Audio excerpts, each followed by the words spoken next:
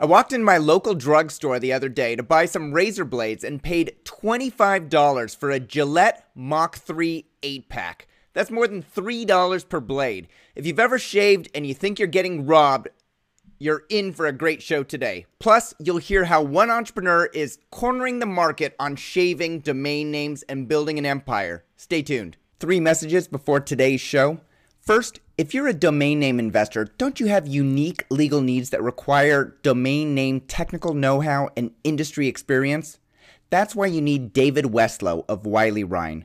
Go search for David Westlow on Domain Sherpa, watch his interviews, and you can see for yourself that he is intelligent and articulate, can help you with buy-sell agreements, deal with website content issues and UDRP actions, and can even help you write your website terms and conditions. David Westlow is the lawyer to call for all your internet and intellectual property needs. See for yourself at newmediaip.com. Second, when you have questions about domain names, where should you go to ask them? The answer is dnforum.com. Not only is DN Forum the largest domain name forum in the world, but it's the best. You can learn about domain names in the industry, buy and sell domain names, talk about domain name news, and meet other domainers just like yourself. Register for a free DN Forum account and begin advancing your skills and knowledge today. And when you do sign up, send me a friend request so we can connect. My ID is Domain Sherpa. Finally, whenever I'm thinking of buying or selling a domain name, the very first place I go is estabat.com. Their service provides quick and comprehensive information about the valuation and the critical factors that you need to know about, like other extensions that are reserved, recent sales, search volume, and cost per click rates on search engines. And if you haven't tried their lead generator service for domains you want to sell, you're missing one of the most powerful tools around. Those are the reasons I pay for the service every month. Here's your program.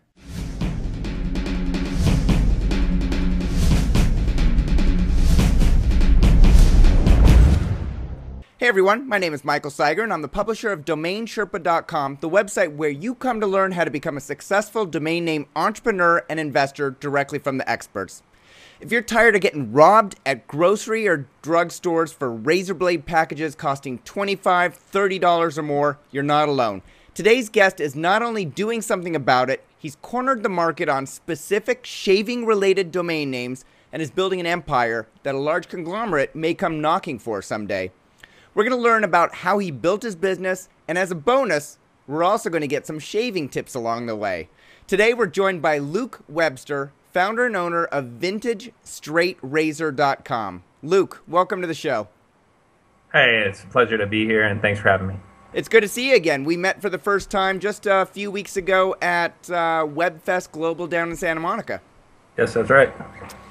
So, Luke, you've seen the show a couple of times. You know that I like to start off the interview by giving the audience an idea about the size of the business that people have built before we dive into the specifics. It just sort of lends credibility, and it gives people something to ground the entire interview by. Can you tell us how much your straight razor business earns per month? Sure. I'll give you an example. We do about 6 figures in volume every month, and we're growing that. We sell thousands of razors each month, and we have an average order size of $120 an order. So you can do great. Kind of get an idea there. Yeah. So 6 figures. So that's total revenue, right? It doesn't include your cost to purchase and your staff Correct. And hosting and all that sort of stuff. Correct. Gotcha. Are you willing to tell us what your profit margin is? No, I'm not comfortable there, but I like high profit businesses, but this is what I fell into, so this is what I'm doing right now. All right, great. So your average order size you mentioned is about $120. So you're probably selling 30, 40 orders per day, roughly? Correct. Yeah, that's correct. Cool. So we spoke during the pre-interview about your websites, your largest website being VintageStraightRazor.com. Is that correct? Yep. Do most of your sales come through VintageStraightRazor.com, or do you find that it's split up amongst multiple different websites? It's funny. If I looked at marketplaces, if I kind of aggregate all Amazon, eBay, Shopping.com, Shopzilla, and all these marketplaces out there, Vintage Trade Rate is still the largest, but the marketplaces are doing really well, and they continue to grow. Even Sears.com, Sears has a marketplace which does really well. So as an e-commerce entrepreneur, you really need to look at marketplaces if you plan on, living in the near future, because that's where things are moving. It's just fulfillment by Amazon and selling on Amazon. So as a domain name investor, I also acquire domain names, and I think that there's a huge market there as well. Cool. All right, we're going to dig into that, because I think a lot of people think, I'm just going to buy a great website, I'm going to set up a store, I'm going to list it with products, and then I'm going to wait for search engines to find it and customers come and throw money at me. And what I hear you saying is that that's not the way it's worked for you to make 6 figures in sales revenue per month. Plus, you're actually going out and covering all the different marketplaces. And so we'll dig into those and how many websites that you actually have up and running. But now that we've got an idea for what you've built, let's take a step back for a moment, Luke. I always like to hear the backstory behind entrepreneurs, because nobody was able to build a 6-figure per month business overnight, and I know that it takes time to do that, and I like to hear how people got to where they are today. How did you first get involved in running e-commerce websites or running a business online? I've always dabbled in it. I've never had any great success with it. I was a domainer previously, so I knew about CPC. I wouldn't say I ever did e-commerce, brute force e-commerce till probably 04, 05. And those were just trials, really. I learned a lot. I cut my teeth on it. I had a great mentor, and I actually have to give him a ton of respect and appreciation. He taught me the ins and outs, and from there, we built some, unique companies together. And then who was your mentor, Luke? It's just a really good buddy of mine named Andrew, and he's a super sharp guy, really understands e-commerce, and I owe a lot of what I know and what I learned to this gentleman. What's Andrew's last name? I can't say. Oh, I got to get Andrew on the show. Yeah. He's very low key, and he won't even be happy that I said that. All right. So, and we spoke briefly just before, or actually we chatted briefly as I was completing my research, and you said one of your first companies was online in the 96 to 99 time period. Is that correct? Correct. And that was more like a B2B play. And I was working for a contract employee for Arco in Alaska. They had a need for digital filing solutions. They collect tank and inspection records. We were going to have to upgrade their filing system to fireproof filing cabinets. And I was like, look, I implemented technology. I was a database guy back then and worked with automation. So I was like, look, what we should do is digitize all these records.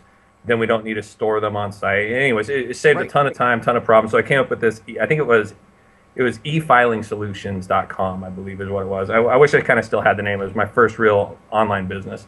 And that did great. We implemented a process, saved them tens of thousands of dollars, and then implemented it throughout the inspection industry. And what happened to that business, Luke? Just kind of so it was like one of those things. It was like a one contract project, really. And from there, my brother and a partner started a inspection company. I joined them shortly, about a year after they started it. They kind of started it from their garage. We built that up to, where we were doing 8 figures a year consistently for several years. And that was from 99 to 2004. And I left the company in 04 and started doing real estate, primarily just real estate and domain investing. Mm-hmm. During that time at that company, I bought lots of domain names. And one of them in particular, I had a unique exit on, a 6-figure exit.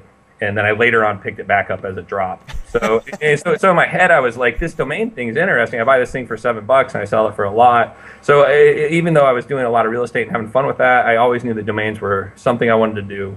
And that led to Deverage, and that led to e-commerce. Gotcha. Okay, so let me back up for a sec. So you bought a domain name for $7. You hand registered it. You sold it for over $100,000? I actually traded it for about $200,000 in inspection equipment. Wow. Yeah, and the truth be told, I bought the name from a band for $200. I paid them because I really wanted the name. It was an acronym for an industry specific thing, and now I'm working on rebuilding that site, and I'll probably hopefully exit it again for a decent amount. Awesome. Are you willing to tell us what the domain name is? No, you guys will see it later. Probably. I don't look it up. All right, I can appreciate that. As a as an entrepreneur who doesn't like to talk about things until they're launched because it leads to hype and it leads to people's expectations being off, I'd rather just let people see it when it comes out. I can appreciate you wanting to do the same thing. So after you left the consulting business, the inspections business, you started dabbling in real estate and domain names. I can understand dabbling in domain names and starting to become a domain name investor because you can buy them so inexpensively, something that may have 4, 5, even 6 figures to your point there. You can buy for 2, 3 figures. But how do you dabble in real estate if you don't have a lot of money saved up? I was fortunate enough to have some good years with the inspection company. Made a lot of good investments. I think that when I finally decided to go into real estate full time, I had several rental properties. I had like 30 properties, so I had quite a few homes and raw pieces of land. So it was just a prime time. It was like 03, 04 when I was really like, I'm just gonna get my real estate license and just flip houses on my own and save myself the commission. And it was fun. I actually had a partner that was she's like the most successful realtor in our area, and she was just a really great partner, and we hit it off and flipped a lot of houses. Nice. And so do you still own a bunch of rental properties today? Oh, I own one. I own one rental property, and I'm glad I own it. It's just in a unique area where they're supposedly expanding a college, so I'm going to keep that.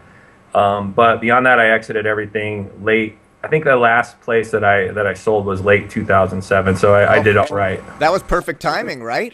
You knew it was coming, right? I mean, it was like... Well, I didn't know, but... Yeah. Well, if you were in the industry and you knew the lending and you knew how things were starting to tighten up and money starting to, it was just a matter of time before, people aren't buying $500,000-$600,000 houses when they're making $80,000 a year, right? It just doesn't work out. Yeah, the math doesn't work out. And so how many domain names did you end up, let me ask you this. How many domain names do you own today? Today, me personally, I don't own that many. I've cut my portfolio down to probably 2,000 names. Mm-hmm. And, they're names that I like and that I want to build off of.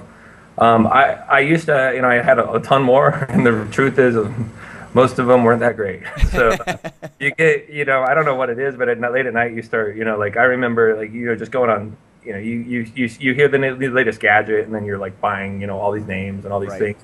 I got lucky with some, but most of them were just garbage, and $7, you take a risk. But now I concentrate on names that are typically what I bid on for CPC for products that I sell, and I like those kind of names. Gotcha. All right. So if you eliminate, we're going to talk about some of the names that are related to your razor business, and if you eliminate all those from your 2,000 portfolio, what's your favorite domain name, single word, 2 words, category killer? What would you say? I really like, and I haven't done anything with it, but I think it's just a cool name, apnea.org.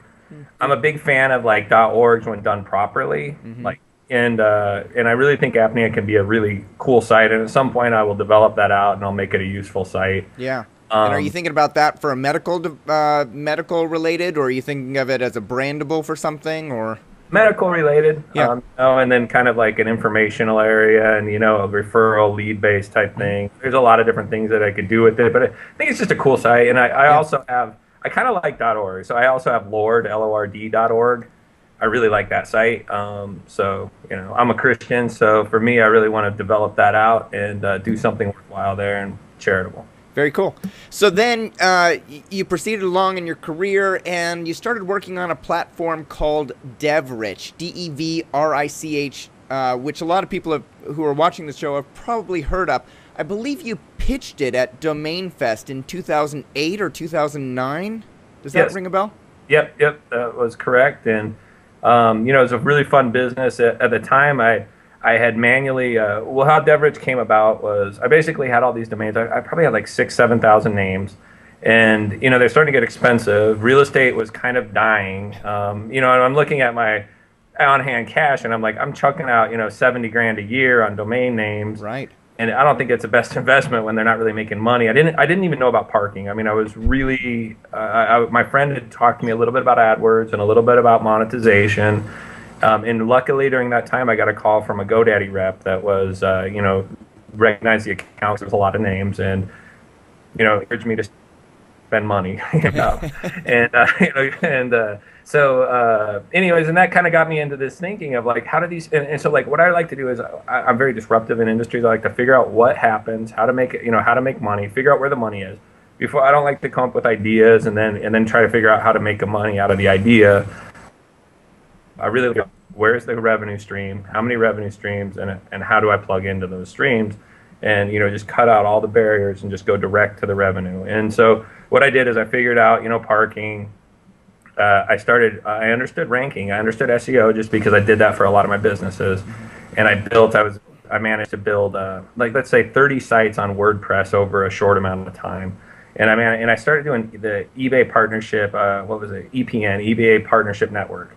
And I started monetizing with that and with Amazon and a few other things. And I got to where I was like, those few sites were doing thousands of dollars a day. And I was like, I have, like nearly 10,000 sites. Why not? I wish if I had a way to scale this, I could push it out to all those sites. And a little bit of my background is I've did a lot of data automation, and I'm an analytical guy, but I've been fortunate enough to kind of build little architectures and kind of understand scale. And so I automated a system. I have a friend who's a programmer, brought him on board. We became partners, and then we launched DevRich. And during the launch is right about when I started seeing my personal revenue dropping. So eBay started really tightening up what they're paying out. AdWords started, cracking down on stuff. Google started releasing Panda and all these other things, and the monetization started dying. And so it's just a slow roller coaster ride to the bottom, or slow ride to the bottom. But the nice part was I got to meet some great people. PitchFest introduced me to Braden Pollock, who's the owner of Legal Brand Marketing, a very sharp guy, and introduced me to a whole new world of lead generation and other things. I was able to build thousands of sites for different clients, tens of thousands of sites that rank consistently and still rank today on the first page of Google, first 5 pages of Google. So they're getting traffic. It's just domainers. It takes work, and it's just really tough to do a mass scale development. And things changed. So as things change, I corrected my software to accommodate those Google algorithms and work with the best practices. However, once you do all that, it's just, there's not a lot of money there. It's not like where you used to be able to build one site and have, I used to pull in like tens of thousands of articles, have a huge site, lots of traffic equals lots of money. It doesn't work that way anymore. At least I haven't figured it out. So DevRich used the WordPress framework, and it allowed people in automated fashion to pull in a bunch of different assets, writing, audio, video, what have you, and populate a website around certain keywords. And then was it a subscription model or a one-time fee? It was a fee with a monthly cost, like a hosting cost. Gotcha. And, it just kind of had a failure to launch on certain aspects just because of the downward trend. Then, yeah. But it worked great for a number of months or more than a year. Yeah, we had probably 2 good years there, you know, realistically. But it was just consistently. I like revenue streams that are increasing, not declining. Right. Now, at one point, and I bring it up just to clarify the story because people are going to wonder. At one point, you pitched at Domain Fest at the time. Yeah. Braden heard about it, liked it, I think became an investor in DevRich. Is that correct? Actually, what happened was I ended up selling DevRich to another company called Epic.com. Right, with Rob Monster, who we've had on the show. Yeah, great guy, and Rob and I are still friends to this day. And then Braden came on board with Epic, and from there we built lots of sites. We built a ton of sites. We worked really well together, and for me, I just ended up wanting to concentrate more on e-com. Kind of went a little bit different direction. So I still have a lot of shares at Epic. I'm still a partner in a lot of the stuff that goes on there. I love the guys, but for me, it was just I'm in Idaho, and I really got interested in e-commerce, honestly, and I wanted to get back to doing that, because I always was interested in it. Yeah, that makes sense. And but you still own the DevRich.com domain name. Did Epic keep a license to the technology, or keep the technology and you got a license to it, or something to that effect? Yeah, so what I did is I sold them a license to the technology, and then I just bought the name and the rest of the assets back on the company. Gotcha. All right, that makes perfect sense. And so did Devrich become part of the platform from which you've built your e-commerce websites, or are they completely different? They're really completely different, but I used Devrich technology to build out some like blogs basically that are shaving related that drive traffic to my e-commerce sites. It's a theory I had and I wanted to put in place, and I've been using it. However, I do not rely on SEO for e-commerce, and I don't think anybody ever should really. It's an SEM play, so it's for marketing and not for search engine optimization. All right, so you are using Devrich. You're building out multiple blogs. You're aging those. You're getting people to link to them, to the articles or what have you, and building up their authority, and then you're linking them back to your e-commerce sites to. Correct. To drive people, it's a way to bring in, free traffic. It's not cost per click traffic, but you're not relying on that either. Yeah, it's just a bonus. Yep. Okay, that makes perfect sense.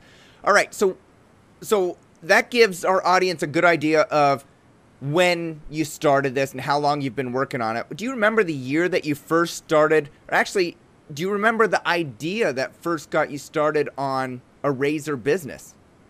Yeah, I think it would have been right towards the end of, I think it's 2011, right at the end of 2011.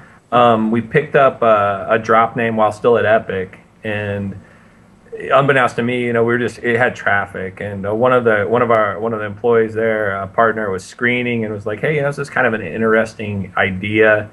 And then I remember somebody was dropping a whole portfolio of razor names, and I shot them to my partner there at Epic, and they weren't interested in picking them up or acquiring them. So I ended up picking up a large portfolio of razor names myself for reg cost, and they actually dropped. They actually dropped and expired. I didn't even pick them up on the drop. I went and hand registered them later. Wow! Like, how did they not? If they were decent names, product related, how did they not even go through drop catching service? I just don't think people really thought of straight razors as something that, had any merit, Okay. I don't know, yeah. I pitched it to my buddy at the time. He thought I was crazy. Right? So you never know, right? And right. And basically after that, after a couple months, doing a little research and finding like a supplier and setting up these things, I bought my first media and ran a sale and, sold a lot. Huh. Okay, so let's dig into that a little bit. So, what was the one domain name that you selected out of that portfolio that you used as the test case for the business? So what I did was Vintage Straight Razor is what I built the business around. Okay. And it's just kind of just piled on from there. How did you pick VintageStraightRazor.com over some of the other domain names that you picked up on that drop, earlier? It had the best search term. It's like one of the highest search, it was all about, the search. And so it had a really high search, and I was like, oh, it's a good name. It's also, one of the main things that people would search for beyond straight razor. It was the next best thing for me. So, I figured, that had the best volume of search. Let's go with that. Yeah. So straight razor is best. Vintage straight razor was good. Yeah. And you were just going to go with that. And how did you do your research, Luke? Do you use the Google AdWords keyword tool, or do you use something else? Yeah, that time I used to use the Wonder Wheel a ton. It's probably the most impressive tool that Google's ever given us to see how they makes things relate with each other. If anybody ever had the opportunity to utilize the Wonder Wheel, you would know what I'm talking about. It was super powerful. We built an API to pull so much data off that thing. I honestly think Devrich is probably one of the reasons I think got shut down. Huh. You could really understand it. So the Wonder Wheel, you can go Google it later, but fantastic tool. Hopefully it comes back someday, but I don't think it will, because if you understood SEO and how they linked words together, yeah, you would understand why that thing's gone. That's too bad. So what do you use today instead of the Wonder Wheel? I use a lot of different. I use SpyFu. I got to give it up for SpyFu.com. Mm-hmm. Keyword Spy. I use tons of different tools, but the main thing is Google AdWord tool. I use the keyword tool there. It's the best. All right. So how many straight razor related domain names do you own today?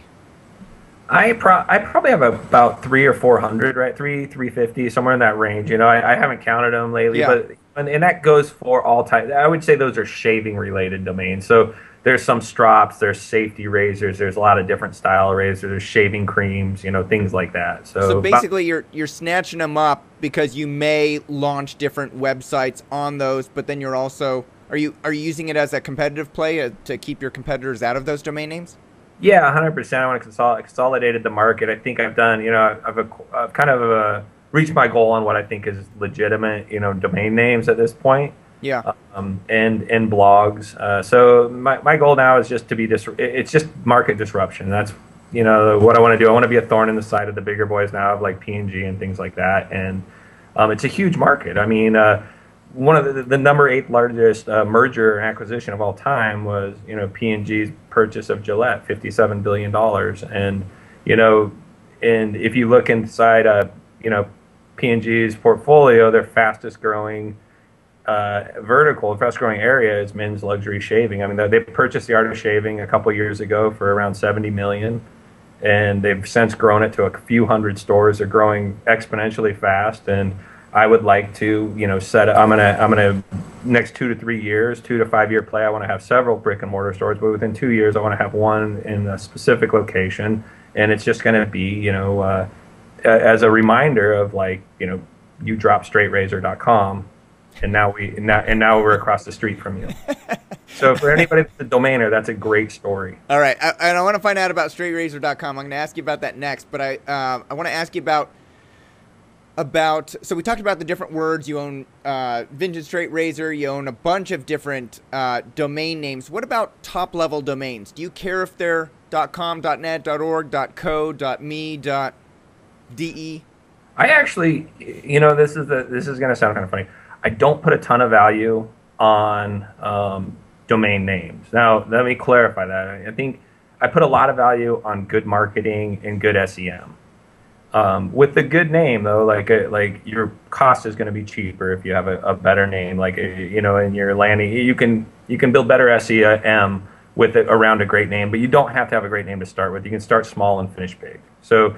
I believe that the business should fund itself, and it should look forward to, you wouldn't just going out and buying, whatever, razor.com or shaving.com wouldn't be the best move for somebody going into the business. I have a lot of .co. I like .co. They're available, they're easy to register, and they're easy to brand. I built, several different knife sites on .co, safetyrazor.co. I have a lot of .cos in my portfolio, and I really like them. So I like .net, I like .org, I like a lot of different .tlds, but .com is king. And beyond that, I'll usually look to .co and then .net. Yeah, and so the difference is when you buy safetyrazor.co, you're actually buying marketing campaigns, cost per click campaigns, where you're driving traffic directly to that, and when people are typing in Safety Razor shows up bolded in your cost per click campaigns, and then people just click through. It's not like people are typing it in and then they're going to forget that it's .co and they're going to type in .com by mistake or what have you. Correct. Okay. All right. So I understand, and we're going to get into more about buying campaigns and making sure that they work and are cost effective to do. So sure. We talked about the different domains, the fact that you don't put all your emphasis into the domain name. When you're starting out and you're buying your campaigns, you can focus on, maybe not the premier domain name, and you can buy lower level domain names or cheaper domain names in order to get the business growing. Sure. I want to ask you about a couple of domains that you bought. So funny story that I think is funny, Luke. I'm not sure if you're going to think it's funny. Is that I met you at WebFest Global Conference down in Santa Monica, like I mentioned earlier. We sat next to each other at one of the magic shows. Yep. At the Magic Castle, which was a phenomenal show. I think you enjoyed it just as much as I did, right? All the magic. Great time. Just prior to the show, we were chatting. You were sitting right next to me. We were chatting. I asked you a few questions, and I noticed that you were hesitant in order to tell me a little bit about what you did, and I can't remember exactly what the questions were, but I definitely noticed you were hesitant, so I backed off. And I asked you about that during the pre-interview call, and your answer to me was that you were looking at some different deals and maybe trying to do some deals at the conference, and you didn't want word to get out? Yeah, I really didn't. I just wanted to stay really low key on, that I'm in the razor business, that I like it, and, a few things. And my goal was just not to, broadcast until I had solidified, a huge deal that for me personally, it was a big deal. It was something I needed to acquire, and it was, I think I'll just tell you, it was the domain name straightrazor.com, and it was a really nice deal put together. It was from Frank, and so he was more than accommodating, super great guy. I mean, he actually remembers the day he caught it on the drop. Now, that's the domain name, straightrazor.com, that P&G allowed to drop. Is that correct? Yeah, correct. Frank's he's a sharp guy. I've had him on the show. I mean, anybody that hasn't seen that interview needs to go back and watch it.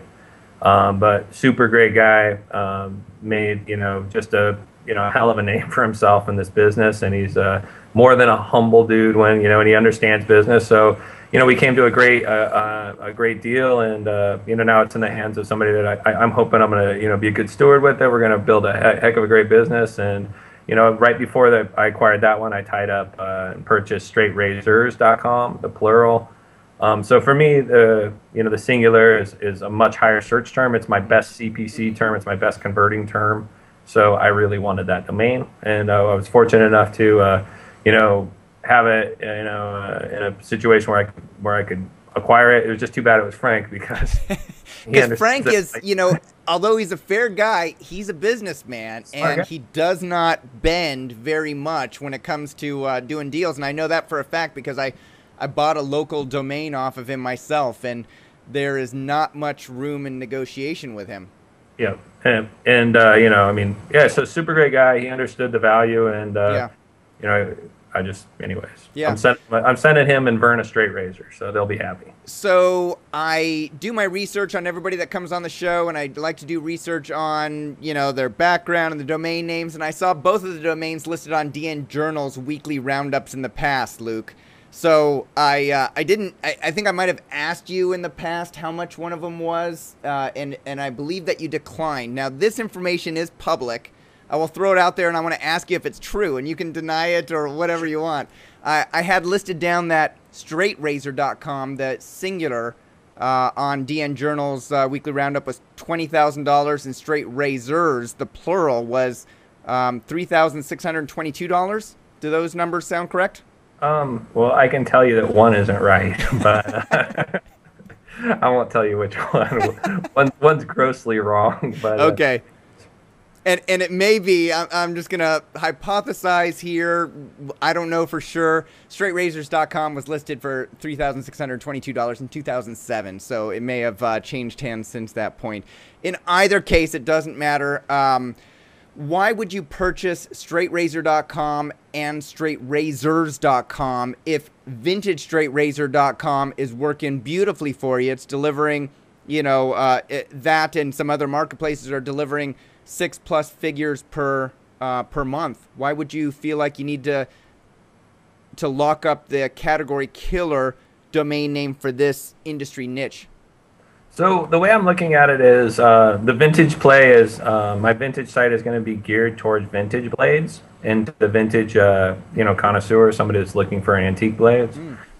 Straight Rage, I'm not final on my so I'm building a massive, I have a really unique forum. It's a marketplace forum that I've been building. I have a guy working on it right now. Hopefully we're going to launch in a month. It's been under build for a few months now. And so I'm not sure if I'm going to put Straight Razor on that or straightrazors.com. And the idea is there's lots of these guys like knife makers, right, that build straight razors. And there's a couple other forums out there. They have, some have quite a few members, over 50,000 members. Most of them are about 50,000 members. There's three major ones, yeah.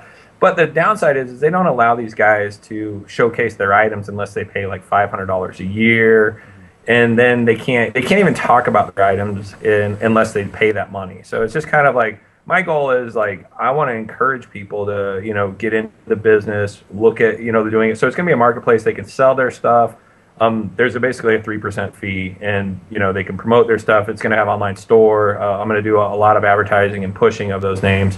That's going to be the play probably for Straight Razors, and Straight Razor is going to become all in one store with new equipment. Not featuring so much on the old equipment. Yeah, very cool. So at this point in the show, Luke, I want to do a screen share. I'm hoping this is going to work. I'm just going to share my screen right here. Okay. Hit start, and I want to show people. All right, there we go. I want to show people the website vintagestraightrazor.com, and it's up on the screen. And Luke, you and I chatted a little bit before the show in our pre-interview about your philosophy for the website. It's not, I believe in your own words, you said it, and I can't remember exactly how you phrased it, but it wasn't the most beautiful website in the world, and that's not your point. Your point is to, well, you tell me.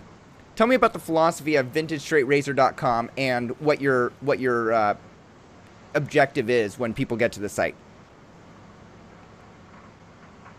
So, I'm sorry, I'm losing you, Michael, on that. Oh, so we had chatted about it, and I believe I had suggested that it looked like a very plain site, that you've just got the razors. When people come in, they click a razor, and right at the top, it's the add to cart. You don't see a lot of the bells and whistles that maybe you see on Amazon.com, and your point was that you don't want to provide all that. You want people to search for it, find a product, and check out. Correct. Yeah, so my goal is conversion, and I like the least, or I kind of, my philosophy that has been taught to me and it's been successful is kind of the least path of least resistance. So I don't want to throw a lot of stuff at the people. I don't have a lot of upsells.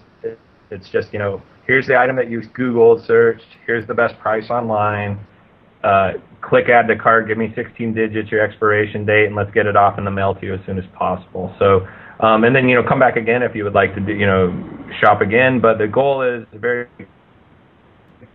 simple design, not this flash-based, a lot of fancy stuff. It's just keep it simple and give them what they want. Yeah.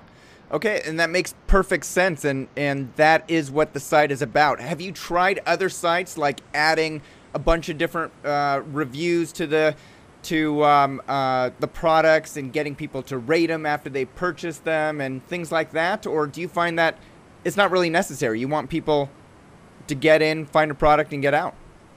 I think it does help. I'm just starting to expand out to a few other. I've tried, the fancier sites, the nicer sites, that are high custom, lots of graphics, and they just don't convert as well. I mean, that site there, is a model that, works really well for the clientele I'm going after. There are a lot of them, you have to understand your clientele too. I really believe in marketing to the people that you're selling to, and, average person here is not wanting to deal with a lot. Somebody that's looking for a vintage straight razor probably isn't super young, probably wants something really concise, easy to read, and simple. Now I have other sites like straightrazor.co and a few other sites that are geared more towards the person that's concerned about, the fact that razors produce, a straight razor reduces landfill waste by 100% for shaving waste, and a safety razor reduces it 97%. So, we got to get away from this idea of a culture that's use it and lose it. It's kind of like, so people are really coming back to the idea of longevity, the quality items that last, buy it once and keep it for life. Yeah, definitely. And, I'm tired of spending so much money on these blades, which I know aren't costing that much. And that's why, P&G was able to spend the 57 or so million or billion? Million. Billion dollars for Gillette. So tell me about the technology that you've built your websites on, like vintagestraightrazor.com or straightrazor.co or even straightrazors.com. How do you decide how you're going to build these technologies? Are they in-house? Are they using a third-party system? So I use mostly a third-party backbone, and then I'll do a lot of massive customization to the site. What's nice is I like to find a provider that gives me the specific things I'm looking for. One of the big things, the big keywords that you're going to hear is channel integration. or Channel Advisor is a huge e-commerce provider right now, and the idea is you're going to hear marketplace optimization or marketplace syndication. And what all that means is one place where you can change your price, and then it'll get pushed out to Amazon, eBay stores, Sears, buying.com, all these places, buy.com, and you can change your description, and it syndicates out everywhere. That way you're not having to manage 10 different marketplaces. You have one place to do all that management. That's great. So where do you do that marketplace syndication?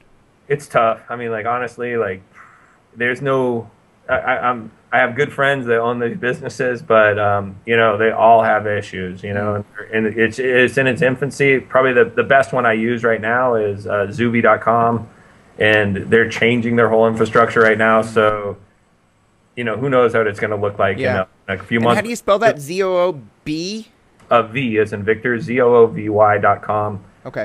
Really great group there. Yeah. I've been with them for years. Yeah. So the idea is that you've got one website, let's call it VintageStraightRazor.com, VintageStraightRazor.com. Yeah, I assume you own the plural also? No, I don't. It's a gentleman, a really nice guy though. I'm a fan of his work, and anyways. All right, VintageStraightRazor.com. You've set the price there, and then you're also setting the price on Amazon and Sears and all these other marketplaces, and you want to be able to, you're buying from suppliers at a certain price, and if that price increases or decreases, you may want to increase or decrease your sales price, and you don't want to have to sign into 10 different locations to change the price. You want to do it in one location. And right now, Zuvi.com is the closest to doing that, but they may not be fully up and running. If people go watch this immediately, we may have to wait a little while for them to iron out their new framework. Yeah, they're doing a new framework, so it kind of remains to be seen. A lot of people are having good luck with Channel Advisor, custom builds on Magento, a lot of things like that. There's a few others out there. I'll share with you on via email, but okay. So right now, if somebody was out there and they had a website and then they wanted to take advantage of these different marketplaces like you've done with your razors, they would have to just go to those marketplaces individually and update them manually. And if they don't have to update very many products, then it's probably a good idea. Yeah, and then one of the other things to mention there is it's also, the nice part I like about Suvi is it has inventory control and shipping control. So you have one hub, ship a product out, it updates your Amazon people, it updates your eBay people. You don't have to go into these different marketplaces. So you can manage many stores from one location. That makes sense. So VintageStraightRazor.com, that is your website that you've built from the ground up yourself? Yeah, 100%.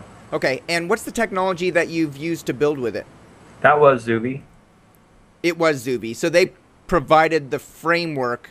They're the backbone. They're the backbone. The brute force of the e-commerce behind the pictures there. That's what's the operating system that it's based on is a Zuby operating system. Cool. Where do you get your products from?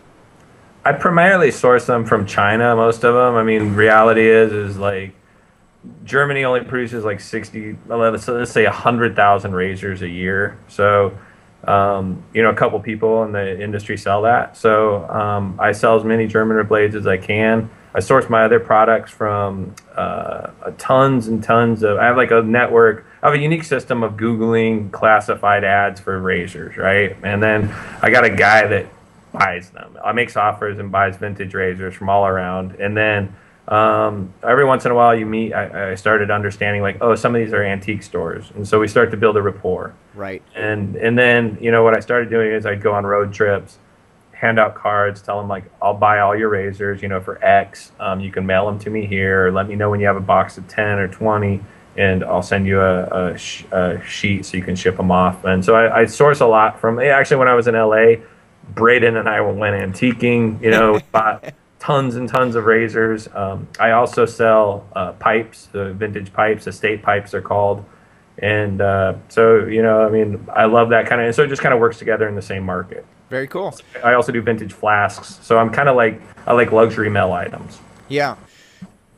And are there a lot of people using straight razors to shave? Let me rephrase it. Is there, do they buy them as sort of an antique item that they want to highlight on their wall or on their desk, or are they using them on a regular basis? A lot of people use them on a regular basis. We have, thousands of members that use them daily. A lot of people use them at least weekly. I use mine weekly. Actually, lately it's been more like monthly. I just been, I'm a busy guy, so safety razors. I'm telling you, like any guy out there watching, you probably buy a straight razor thinking like, oh, I'm going to use it all the time. You probably won't use it as much as you should. But you need to buy a safety razor. I don't care if you buy it from me or anybody, but a safety razor is by hands down the best shave you're going to have. You're not going to get irritation, and you're just going to enjoy it. And then from there, move into straight razors because it's just a great way to shave. All right, so I'm going to go back to your vintagestraightrazor.com site right now. I'm going to type in safety razor into the product search box, and it's going to bring up a bunch of safety razors because I didn't know what a safety razor was. In the pre-interview call, I was talking to you about shaving, and at the conference, I was talking to my friend Bill, and we were talking about how irritated our necks get when we're shaving, and I try and shave against the grain so that I can get a closer shave, and you're like, try a safety razor, and I've never heard of it. I guess I've seen one before, but I've never actually really thought about buying one because I thought they were just outdated or they didn't actually work anymore. Yeah, and so it's basically just like the razor that I use, my Gillette Mach 3, but instead of the head that comes off that's replaceable, in this case, the head screws off and you use a two-sided blade inside of that. And so you're not throwing away the entire head, you're just throwing away the blade when it becomes dull. Is that correct? That's 100% correct. And the blades last quite a long time, depending on, you just want to dry them off when you're done, or if you don't care, you can just change them out, every 4 or 5 shaves. But I usually get like 10 to 15 shaves on a blade, but I dry the razor, after I'm done with it. It's water and the soap are what corrode it, or create the dullness a lot of times.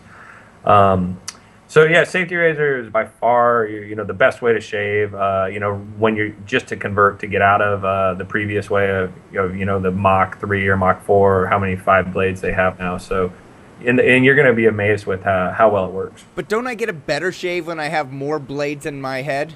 No, not at all. In fact, you'll be impressed with how great the shave is with the safety razor. Now there's basically, quick education is there's 2 types of safety razors. There's the DE, which just stands for double edge, and then there's the SE, which is a single edge safety razor. Most common are the double edge razors like you just showed the audience. And how do I know which side of the razor I've used 10 times before I use the other side and then switch out the blade? So as you're shaving, I pretty much use them equally. I'll just shave this way, and then I'll spin it, and I'll do the same. I do 3 passes on each side, basically. And I don't know. I don't really keep track of it that well, honestly. You're gonna know when you put it up to your face, and one side feels a little bit not so great, and it doesn't hurt. You're just gonna notice it's not cutting as smooth. Use the other side, and then when they're both kind of not doing the best job, just switch it out. How do you get rid of the old razors once they're used up and you don't want to throw it in the trash because it could cut you? Or so you can get a sharps container. We sell little like plastic protection sharps containers. You can get them on. Right now, I'm only selling them on Amazon, but they're easy to use. Just dump your blade in there, and you have a sealed top. That way, if you have children or whatever, you don't have to worry about it. Yeah, and so the life seems about the same as my my $3 per shave head. I'm getting maybe 10 uses out of it, so it's about the same. Is the cost for a double-edged razor blade that you'd put into that safety razor much less? Yeah, you can get 1,000 really nice derby blades on Amazon for anywhere from between sometimes $7.99 to like $12 a thousand. Wow. Yeah, it's just a great deal. Yeah. How much do you sell them for on your site? A little bit more.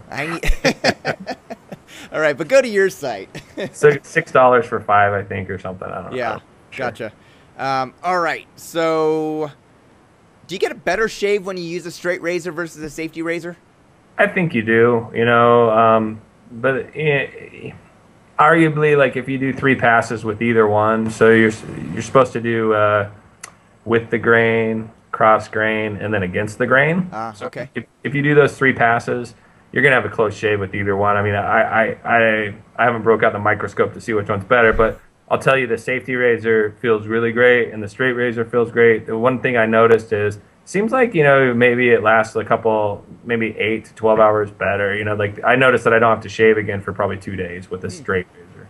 Yeah. Cool. So if you're selling like 30 products a day, let's say, just as a rough number, maybe it's 50, maybe it's whatever. If you're selling that many products per day and you're bringing them mostly in from China and then from, small antique shops and Germany and wherever you can get your blades, where do you store all the products? So we source, we do everything here. We actually manufacture the blades here too. We're just starting manufacturing now too. So I have a metal shop and a wood shop that builds the scales, but we do everything on site. So everything comes to our fulfillment center here in North Idaho. I used to have a fulfillment center I sent to, and I just found out it was easier to in-house. I have guys that ship stuff for me every day of the week except for Sunday, and we're consistently, shipping out tons of orders. During the, peak season, busy season, we'll do between 100 and 300 orders a day. Wow. The busy seasons are going to be like for Thanksgiving till the New Year, and then Father's Day is another busy time of the year. Yeah, definitely. I could see that. And so your guys show up, they have a stack full of orders that need to be fulfilled. They grab them off the shelf, they package them up, they label them, and then they ship them out? That's correct, yep. UPS must love you. Actually, we ship mostly USPS currently. That's our main source, but yeah, they love us somewhat. We've delivered. Yeah, they like us, but I mean, for as much money we spend, you think they wouldn't give us grief, but they do. And the ones that are delivered via marketplaces like Amazon or Sears or other marketplaces that you use, do you actually have to deliver that inventory to their facilities for delivery? So Amazon's pretty unique. They offer a FBA, which is Fulfillment by Amazon, and we use that for several products. We just shipped off a few hundred. So we also sell daggers and knives and like things like this, right? Just random blades. We sell a lot of blades. Beyond the straight razors. On a good day, we might sell 100 knives, and so we sell a lot of knives as well. And I'm just starting to really utilize Amazon's Fulfillment by Amazon. And I've used it before for razors. There's just some problems with razors that are specific to razors, but knives are unique. So you send off, let's say, 200-300 knives to Amazon. You use your Amazon service account. It's awesome. I mean, Amazon's great. You can send them all your products. They take a small pick fee. And then what's nice about when you get in Amazon, when you're actually FBA fulfilled by Amazon on certain products, they'll promote you better, but also the people can do one-click checkout and they can have it next day shipped. Right. So that's the bonus. And Amazon, as you probably know, and people watching, the future is same-day delivery, and they're doing that in certain cities right now. Yeah. So that's the goal of and then people feel comfortable when they're buying from Amazon, right? It's great. Definitely. Well, and I'm a Prime member, so I get everything in 2 days, which I love. Yep. It makes me think about, well, do I really need to drive to the next town over to do the shopping, or will I just go online and have it delivered to me? It seems like consolidating the delivery of products under one brand would be useful because, you only have to buy one label to go on there. You only need to print out one packaging, slip to go inside the box. But you've got a bunch of different websites, the VintageStraightRazor.com, the StraightRazor.co, your dagger websites, which, I don't see any knife or daggers on your website. How do you deliver from multiple brands, multiple websites without increasing your costs or confusing your customers? How do you bring all that together? It's tough, so the hardest thing is the call center aspect. That's honestly the toughest part. Everything else is pretty easy. All right, so let's just talk about packaging first, and then I want to ask you about your call centers, because I totally forgot that you've got phone numbers on your websites for people to call. So let's say that you sell an order from VintageStraightRazor.com today, and you also sell an order from StraightRazor.co. Yep. Both of the orders come into your fulfillment facility? Yes, I do. And then you pack it, you grab the same product off the shelf, you put it in a box, pad it. What's the packing slip? Do you have to print off 2 different packing slips? So there's a traveling basically every day all orders are printed out. So they might print out, let's say they print out 70 orders and they sort them and they're printed off by domain. So the back end is going to say like, here's all your vintage orders, here's all your knives.co orders, here's all your U-cleaver orders, here's all straight razor orders, and then the techs are going to put them into their different respective filing. So they each have their own picking order. And that piece of paper that's printed off is their packing slip as well. So that travels along with the order as it goes through the line. So they're going to push out all straight razor, vintage straight razor orders. Then they'll move on to straightrazors.co. So there's never really a mix up. That part's a pretty, it wasn't easy at first, but now it's just, it's a system. So it has a system operation. They just follow it and it goes out like clockwork. Yeah. The stuff that's tough is the phone centers, because I don't want to have 20 different numbers, right? So right. I basically, and the other tough part is managing emails. Emails and phone centers are kind of tough, but as far as packaging, it's pretty easy because there's nobody asking right then, so you print them and you pick them. Yeah. So what happens when I call up and I'm an irate customer because whatever, something got damaged in the mail? Not something you did, of course. Something got damaged in the mail. Hey, my order got damaged. Usually a lot. What's your first question to them? Do you ask them what their order number is that you then reference, or do you ask them what business they're calling for? So I used to pay for call center support. I might go back to it. Right now what I do is I just send them to a voicemail that tells them to email us, basically go back, get your order number, email us, contacts through email. I prefer things to go through email. I found it to be a lot better because then with the call center you get a lot of the basically how call centers work for people that don't know is you provide a script. The person there is not going to be that helpful for your client that's calling in. They're probably going to make them mad. Right. And in a lot of times, getting a message, a machine makes them mad too. However, I refer everybody now just to email. So they have a contact page, and you can go to Vintage Straight Razor. You can see contact us. They provide the information. We reply within a few hours, if not within a few moments, but everything's answered within, a couple hours, 2 hours. And that gives you time to research it. You can find out what their order was, how much they paid, how it was fulfilled. And it also gives us transparency, and I can see when we have an angry customer, and those get escalated, actually to me, So our customer service guys know I got one today. It's not often, but, this guy is just, some people are just unhappy. You fire a bad customer, right? So that's something I do, like some people, there's a lot of gimmicks, a lot of people trying to get something for free and they think you're this huge company. So anyway, so that goes down a different road, but yeah. So it's really easy to know if you got somebody that, hey, this poor guy did get screwed. The USPS said they delivered it, or a lot of times like during Christmas, it gets lost in transit, right? So you end up, like you ship a few thousand orders, you're going to have a couple people that don't get their product. Yeah. Cost of doing business. You send out another one. You got to take care of them. Yep. They're going to win a charge back. You always take care of them. Yep. How do you get traffic to your sites? So I rely on primarily SEM, media buys. So I buy lots of different traffic. Main is going to be Google.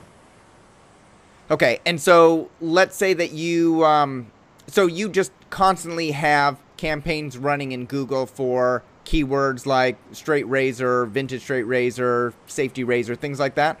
Correct. Okay. And how have you found, for every dollar you spend, how much do you get back? Let me ask you that. So, the ROI is, it's tricky there. I like to see, it's tough, I don't know, let me see. It's industry standard is going to be like 30%, right? So you spend $1, get $3. That's 300%. Are you saying? Well, I'm saying like I'm sorry, like so yeah. So but it's going to be a 30% cost is what I should say. So I put in out of $3 of revenue that's coming in, it's costing me $1. It's costing you $1 to get it. I gotcha. That's an industry standard, right? Yep. Okay. And so how have you, one of the things we talked about in the pre-interview is that you've honed your marketing buys such that you know that the campaigns are working. You know the keywords that are actually converting versus the keywords that just are sending you traffic. How do you do that? So it's just by AdWords. So you're going to have to become like, I dive into the data in AdWords. So what I'll do is like I'll look and see what keyword triggered the sale, and so you link your analytics with your AdWords, and then Okay. you link both of those with your e-commerce site. And so as they talk to each other, it lets you know like the funnels that people travel in order to make the sale. So you know the word that they came in and searched on. And so after time, you amass a ton of data, and you can look and say like, I know that straight razor is my number one keyword term, for conversion. And I know that, for every $100 I spend on that kind of advertising, I'm going to sell, let's say 8 razors, right? I'm going to Yeah. sell 8 packages. So anyways, I just dial it down, and then, but what you can do from there is like you can dial down even deeper into Google AdWords. You can look and say like, was this broad match? Was it phrase, or was it exact? And if it's broad, I want to see all of those. If it's phrase, I want to see every time that it's used. And then you can start kicking out. What you do is you start. An example is people advertise on poor words. Like you could look at, up till just a couple of days ago, they finally cleaned up their campaign, but a unique competitor, if you typed in razor or Motorola razor, you were seeing their ads come up for shaving razors. And so you know that their campaign isn't using negative keywords. And so it's just poor. That's poor at media buying. It's poor. Right. So you get rid of those. You make sure you're protecting yourself, hedging against all those. Sometimes you still have them, but if nobody's clicking on them, Right. if I don't see it in my cost, I don't really worry about it. Yep, that makes perfect sense. And do you collect email addresses and then send out newsletters featuring products or email promotions with sale items as well? Yes, we do. We use, and the best that I've found for that is MailChimp. We have over 10,000 users, so we just use MailChimp. It's just, we had an internal thing that we would use, but when you're sending out that much mail, that much volume, it's really tough to, deal with what's called delivery rates, to make sure that it actually gets seen. There's so much spam out there. And even though it's legit, these people are subscribers. A lot of times, like Gmail or other things will filter them out. So I found that we get our best delivery rates through MailChimp, and anybody that wants to do marketing through mail that's a great way to do it. Now, I don't even see a newsletter option on VintageStraightRazor.com. Do you opt people in as part of the purchase process, or ask them if they want to get? Yeah, they don't get the option until they're checking out. Gotcha. And it's an opt-out option. They're automatically opted. They can check. It says right there, if you want to check out, And we have about, like every newsletter, we might lose like a 1/6%. So, you end up, have attribution. You lose. Some people are like, I want to opt out of this. I'm tired of seeing this. We don't send that many newsletters, though. Probably going to up it to once a week. We're doing like once a month. Gotcha. Do you find that you get more sales at a higher ROI through your email newsletters, which are people who have purchased in the past, than buying AdWords? Yeah, very much. It's just like it's free money. And newsletter, you got to be doing it. If you're in e-commerce, it's and you got to have a great offer, right? So it's a great way to sell stuff. Yeah. What's your average ad spend on Google AdWords per month? For just Vintage Straight Razor, it fluctuates so much. Like during Christmas or New Year's or Thanksgiving, it'll be in the low 4 figures. During this time of the year, low 5 figures. And during this time of year, it's actually really mid or low 4 figures. It's pretty cheap. All right, so you're spending a decent amount of money on Google AdWords. Do you also try out Bing and their AdWords equivalent, or any of the other networks? Yeah, so we use Microsoft Advertising. It changes names like monthly, so I don't know what it's called right now, but it used to be Microsoft Advertising. But yeah, we have a campaign that's set up on there. It runs, and what's nice about Microsoft is you can just export your Google ads directly into Microsoft. So anybody's doing Google should be on Microsoft, because you're going to find out that you're going to have higher conversion. So what's unique about Bing or Microsoft customers, when they spend more, you have higher checkouts, and they're a quality customer. They're just a better customer. They have less complaints percentage wise. They always opt for insurance, shipping. I mean, it's a different breed, And that's on Bing. Yeah, they have higher checkouts. It's just a better customer. But it's a much smaller number than those that are coming through Google? Very small. Yeah. Interesting. All right, I wouldn't have expected it. I thought search is search and traffic is traffic and No. customers are customers. And you're gonna find out like in marketing, like they'll tell you, a Bing click is typically a better educated. It sounds funny, but it's like a better educated consumer. So they're actually going to be a better client when they Yeah. check. What about social media, Luke? Do you use Facebook, Twitter, build a following of loyal customers that you try and interact with and then run promotions through your social media accounts? Yeah, we do. We're not super active on those. We have the Pinterest accounts, the Twitter, the Facebook, but we get probably a couple new likes every day and a couple comments here or there. A lot of times, we'll end up with support questions there. So, we have to monitor those, hourly just about during the day. So, but yeah, they're great. It's a great business. It's going to be interesting to see are you familiar with Pavement? No. Okay, so Pavement for anybody out there is you can create a social store. So it gives you the ability to turn your page on Facebook into a checkout option. Huh. I built a couple. For me, they haven't been that successful. Other people are having success with them. It'll be interesting to see, how Facebook monetizes, or if they do. So who knows? But Pavement's something to kind of watch. It's a Is unique. that Pavement? I think it's Payv. So they do it like pay. Pay. Okay, for the transcriber, Payvment.com. All right. So I always internalize ideas best with an example, Luke. Many of the people in the audience know that I own i6sigma.com. It's a community of Lean and Six Sigma professionals who work primarily in corporate America, improving the way large bureaucratic businesses run and delivering better products and services to their customers. If I own project example case studies of Six Sigma projects for sale, I sell them about $25 a piece. I sell a number of them every single day, but I only promote them through my website, i6sigma.com. Do you feel like, knowing what you know now by selling these straight razors, am I leaving money on the table? Do I need to be going to these third-party marketplaces and selling my electronic products there as well? Yeah, for sure. I think it's like a product like that would be a real great play on places like LinkedIn, where you can target the person that's going to be buying it or that you want to see it. You can dial it down to the company and the position within that company that you want your ad shown. And I think LinkedIn's a great place for a product like that. Also, obviously Google AdWords, it should be there. Okay, and if I'm getting on there and I'm targeting it to only people in corporate America who have a description of process improvement or Six Sigma or something like that in their background, and I only want to target, let's say, people in the United States and the United Kingdom, when I set up a marketing campaign like this and I tie it into my analytics on the other side so I can see where they're coming from, how much do I need to spend in order to test, would you say?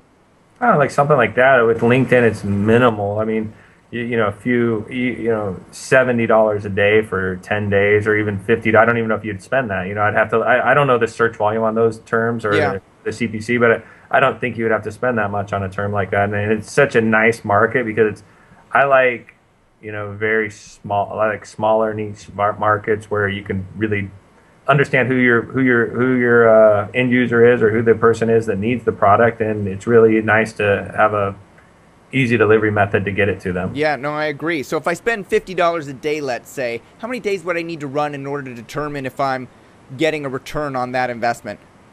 I would say, industry is going to tell you need to do 60 to 90 days. I think you're going to know within 10 days. If you have the right terms, first off, or if you know you have the right terms, if you have a viable product for that market. Okay, and I'll just link them straight back to my store like you do on VintageStraightRazor.com and drop them directly on the page. I would build a lander. You're gonna, it's not, always build a lander for your clients. Don't always just drop them on the front page. Some people, if your front page is the lander though that converts, general traffic, that's a great place to put them. But always, somebody coming from LinkedIn, it might be nice, on a professional site to drop them on a LinkedIn, thank you for visiting from LinkedIn, or, do something that, customizes it for them or makes them at least feel like, you're not just throwing them to the wild, give them and then have a good squeeze page. Here's the reasons why you need this for your organization. Da da da da. And then it's all about conversion. So you got to figure out. I don't know you're about product specific, but you want to give them the sales pitch right there for whatever. If you haven't dialed down to that person within the organization, what they're looking for. So give them that. Don't just give them a blog or a page. So let me use one of your examples because I think people will identify with it. If people are searching for Merkur, M-E-R-K-U-R, safety razor, that might be a typical search phrase, right? Yes. And so you buy that keyword phrase, that exact match keyword phrase on Google, you're going to drop them directly onto that product page or category page of Merkur safety razors. Yeah, right? 100%. Okay. Got it. All right. Let's see here. So we've talked about marketing. We've talked about how you buy your ads. Do you find that there's a point of diminishing return, that there's a point where you can't spend more than $5,000 a month or $10,000 a month because there just is no more inventory, and the more you buy, the more sales you get? Yeah, 100%. So I've actually, I turn off my ads often, unfortunately, just because of supply. So that's why I'm working on manufacturing U.S. based. But and then on the other side of it, let's say I have plenty of supply. I turn off ads, or I'll throttle them back, because you optimize up and then optimize down. Just like anything else, you're going to look. You squeeze, and your goal is to make diamonds, not coal. And you're just going to apply the right amount of pressure, dial in all your ad buying, and then watch the thing you want to watch when you're in e-commerce is your conversion cost, your one-click conversion cost. So let's say if your target's $12 per conversion, that's all you want to spend. Then you might, let's say you're all in on all your advertising, and your market produces, your net catches 100 fish a month. You can throw out a bigger net, and you might spend, let's say, 50% more and only catch 20 more fish. Mm-hmm. So you got to figure out what it's worth to you, and then dial it back down. But that's a good marketing guy is going to look at your overall strategy and dial it up, and then dial it back down. And who manage? It seems like so much work, Luke, to have to manage the different campaigns on Google, manage the different campaigns on Microsoft, track the campaigns, turn off the campaigns when you're out of inventory, crank up the campaigns when you have more inventory.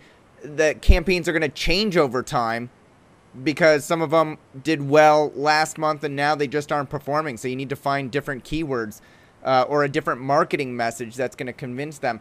Do you manage all this yourself? I pretty much do on this project. I've got a mentor. I got a buddy that I'm mentoring. He's taken over the reins of this. I'm working on a few other projects now, but within the razor business and within vintage stuff. But it is a lot of work. I mean, it's not easy. Not everybody's going to do that. Honestly, I don't have to do it, but it's kind of fun, man, optimizing your ads and optimizing landing pages. Do you find that it takes you a few hours a week now that you have everything up and running, or is it the kind of thing where you have to spend 2 hours a day? No, it's a few hours a week. Okay. I got kind of my buddy and I that we do a lot of e-commerce, and now at this point in my life, that's what I do primarily. And we kind of joke, it's like every time you go in and you can tweak your ad buying, you can there's almost always like several $1000s in savings at the end of the month. So it's fun to dial that in. Do you feel like you're wasting money when you actually get to shave off some savings? It makes you sick, right?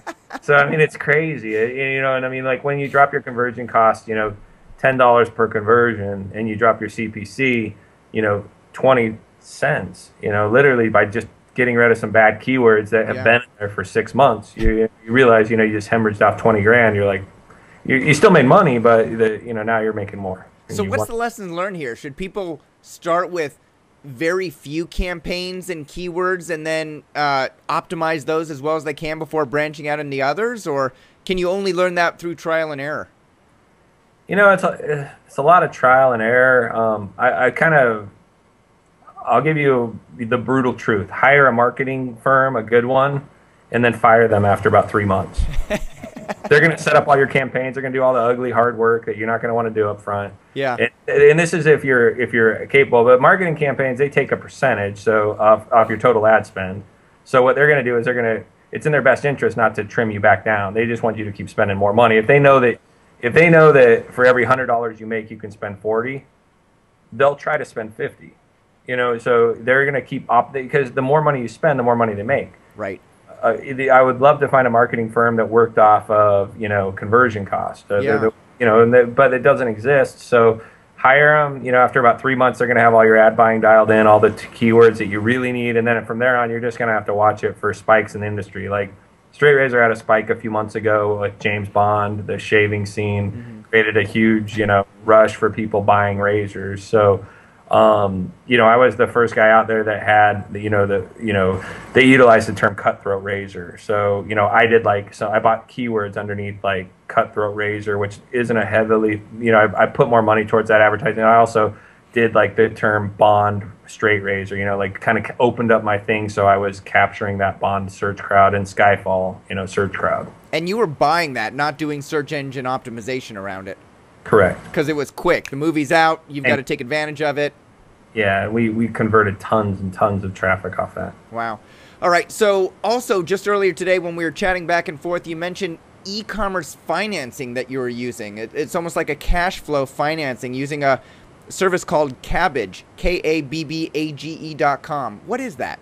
So no, this is the craziest thing. It's like I just found them yesterday. So and I signed up for them and they approved me for $40,000 like instantly. It was within honestly, like I didn't check it, but within an hour or 2 hours, it was all approved and done. That's crazy. In fact, 20,000 was approved, or 6,700, and then like within another hour, it was like 20, and then now it's like 40,000 after I checked back. But did they require you to give you a social security number to run a background check to like get access to your bank accounts or anything like that? Yeah, they kind of do it all. I kind of went all in. I'm an adopter. I'm an adopter of technology, and sometimes it's not great. Sometimes it is. I have Windows 8 on all my machines, and I run with the Surface, and I like to try different stuff, but this is a cool product. It's a great company. Anybody that's doing e-commerce that has sales, what they do is they basically just API into your Amazon store or to your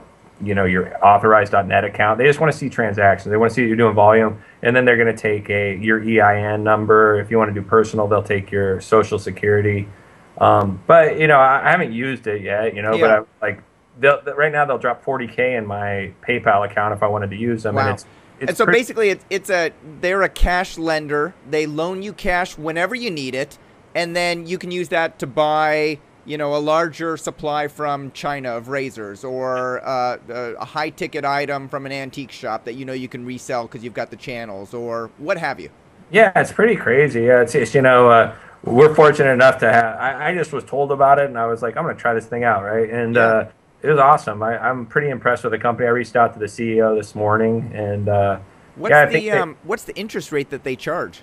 So they kind of have they got a little diagram down there that likes to paint a pretty picture of like 2 to 7%. But reality is, over a year, it looks like they're getting 20% on their money, which is it's a 6-month loan, so it's not like a long-term loan, and they're not calling them loans. I think they're calling it maybe equipment financing. There's definitely industry terms they're using there for certain reasons, probably legal reasons. But yeah, sure. Well, I had a cash flow loan from my bank when I started Six Sigma back in 2000, back in Connecticut, and you never know when you're going to be cash strapped and you just need a little bridge financing, or you want to make a little bit larger bet and buy some extra supply from a supplier, what have you.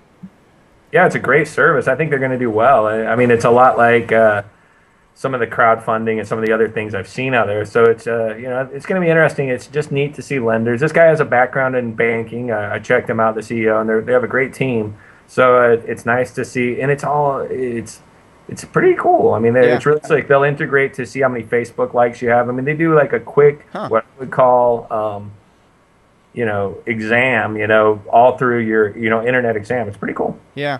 All right, Luke, so here's the final question. It seems like you've nailed the process for straight razors. You've acquired a lot of domain names. You've built businesses. Maybe you'll launch some more businesses around razors and blades of all types. We talked briefly about where you want to go in the future, and it's into more luxury male items, male gender items.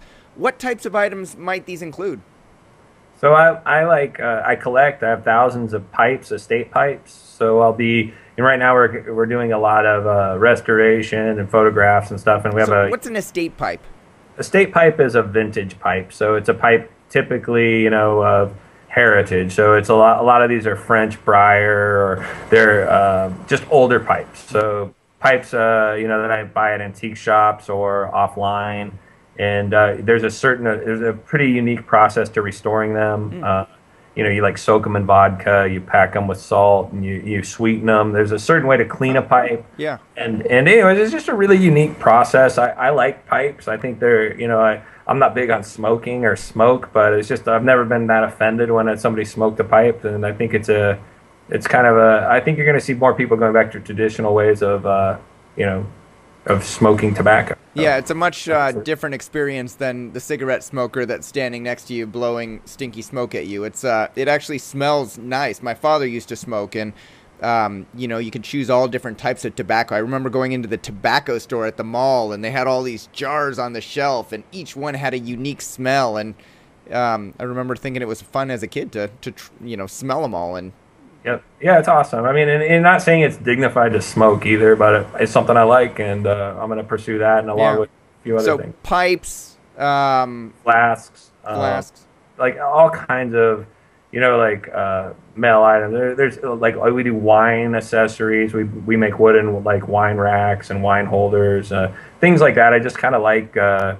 Unfortunately, it seemed like they always center around blades and drinking and smoking. So I like cigars, humidors, do all that stuff. And do you own websites around all these other male gender niches? I do. Huh. Yep. Wow. I don't know how you keep all those balls up in the air, Luke. It's fun, I mean, I really like it. It's something that's, I think, you hear a lot of people in the domain world say, if you're going to go in e-commerce, or if you're going to do a directory like you've done, or different sites like you've done, you have to have an interest in it. You got to be, you got to appreciate it, and you got to, nurture it. It's not gonna happen unless you breathe some life into it. Definitely. Well, I've learned a lot about sales and how you've built up your website, and how you have multiple websites and businesses and marketplace servicing your one business. If people want to say thank you to Luke, Luke, for having done this interview and shared so much about the way your business runs, what's a good way for them to connect with you? I'm really easy to reach. It's just luke@devrich.com. So it's just, that's the easiest way, is just to email me, reach out on LinkedIn, or, other means, I'll share with you my contact information too after the interview. So the people that didn't get it off me just speaking it, they can shoot an email to me. I'm really easy to talk with and easy to approach. Cool. And are you on Twitter also? Do you use any Twitter accounts? I have Twitter accounts, but I don't really follow them that much. I probably should, but I just have never been up on that up on Twitter. No worries. All right. So Luke@devrich.com. It'll be in the transcript for anybody that missed it. Luke Webster, founder and owner of VintageStraightRazor.com and a host of other razor and blade sites. I want to be the first to thank you for coming on the show and sharing the details of your business and your operation. Thanks for being a Domain Sherpa.